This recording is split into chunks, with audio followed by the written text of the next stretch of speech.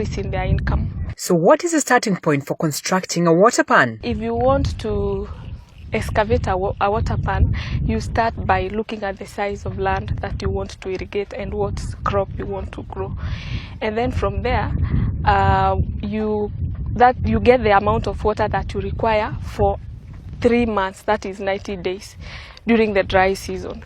So that way, when you get the amount of water that you require, then you're able to generate the measurements of the pan that you require to excavate. And then the measurements of the pan are the ones that determine the size of the liner that you need to use. The liner is basically used to reduce seepage into the ground. There are two options for the design of the water pan. Ideally, it can either be rectangular or square-shaped. The storage volumes of water pans are county-specific because there are factors to consider such as evaporation rates, crop water requirements, and method of water application, which varies across counties.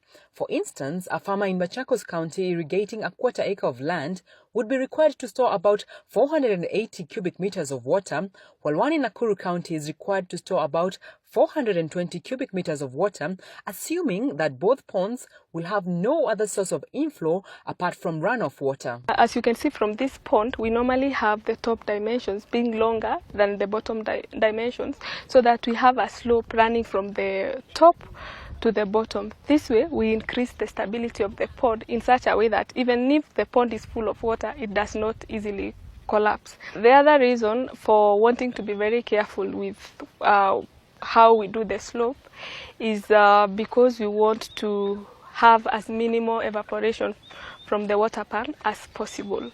If you look at this area, you can see that it's very dry. So we do not want the amount of water that is getting into the pan to evaporate away. The farmer is also able to get guidance on the costs involved in developing the water pan. The costs involved in the development of a water pan include the excavation costs, which could be manual, or maybe you can use an excavator, but the manual one is cheaper because liners are of different costs depending on the quality and the thickness of the liner. And most of the liners that are available in the market range from 0.3 millimeters to 1 millimeter.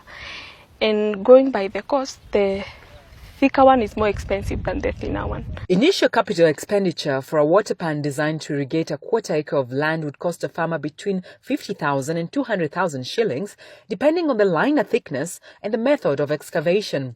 Farmers may perceive this to be expensive, but the guarantee the water pan provides in terms of storage capacity and durability far outweighs the cost of construction in the long run. Comparing the water pans to maybe storage tanks, the plastic storage tanks or the concrete tanks, the pans are way much cheaper and affordable.